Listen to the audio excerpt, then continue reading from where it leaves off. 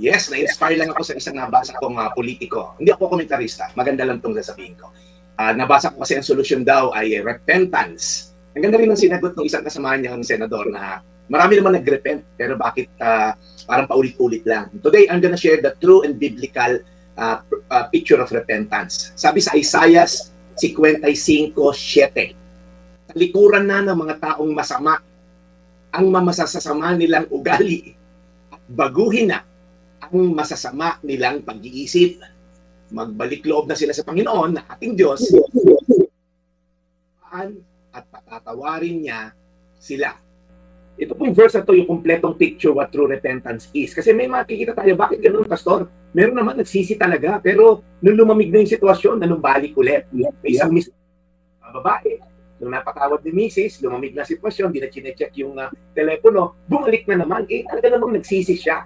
When there is such thing as godly sorrow at worldly sorrow, kita-kita natin yung dalawang pagkakaiba na yan. Sa kay Pedro, pareho nila nilaglag si Jesus, pero si Judas, nagkaroon lang ng worldly sorrow. Kaya lang siya nagsisisi dahil nahuli siya. Kumbaga kung modern day, magsisisi ka dahil makukulong ka. Magsisisi ka dahil galit na taong bayan. Magsisisi ka dahil hindi ka na makakautang and all. Pero pag wala pong God factor, na merong involvement si God, merong eternal na pagbabago. Ang repentance po, ibig sabihin po ng binasa natin, talikuran na raw ng mga taong masasama ang kanilang masasamang ugali. So there's a change of mind. Yung po actually repentance, ang Greek word po niyan, metanoia. Ibig sabihin po niyan, a change of mind. Doon natin nakuha yung metamorphosis. Kung naalala niyo yung biology niyo, yung caterpillar, nagiging paru-paro. So pagka po sinabing talikuran, okay, kumbaga, papunta ka dito, tinalikuran mo, 180 degrees, now, meron ka na yung kinakaharap. Yun ang kulang sa karamihan. Pagtalikod sa kasalanan at pagpunta sa Diyos. Yun po yung wala ibang factor kaya nanunumbalik, nagre-relapse. Turning from sin and turning towards God. Yung po yung prodigal son story, di ba? Ano sinabi ng prodigal son? When it came to his senses, nagpapakain na siya ng baboy, sabi niya, I'm gonna go back to my father. Kaya po maraming pagsisisi na hindi po long term. Hindi po na-produce ng fruit bago, kasi po, tinalikuran sa kasalanan, nag-stay lang, walang God factor sa equation. Kaya po, short-lived. Pag maluwag na naman, may bago na naman tayong kaalyado dyan sa gobyerno, balik na naman sa kasamaan. Hindi po totoong repentance yun. Worldly sorrow lang po ang tawag doon. Godly sorrow involves two things. Turning away from sin and running towards God. Kaya pagka nangalapit ulit yung kasalanan, wala na, layo ko na sa'yo. Nalapit ko na sa Ama ko sa langit. Kaya again po, tandaan natin ang pagtalikod po sa kasalanan ng isa lang pong aspeto ng repentance.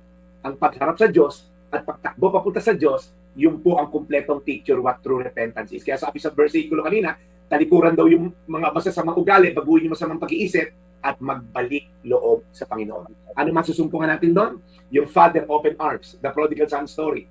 Waiting for the time babalik ka dahil yung mercy niya at yung grace niya ay naghihintay sa atin. Kaya po kayo na patuloy na nagsisisi. Bakit pabalik-balik ka sa pagnanakaw? Pabalik-balik ka sa pambababae? Pabalik-balik ka dyan sa drugs na yan?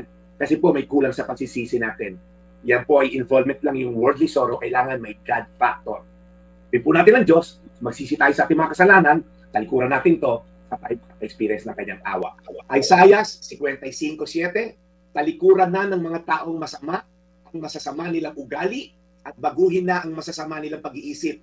Magbalik loob na sila sa Panginoon na ating Diyos dahil kakaawaan at patatawarin niya sila.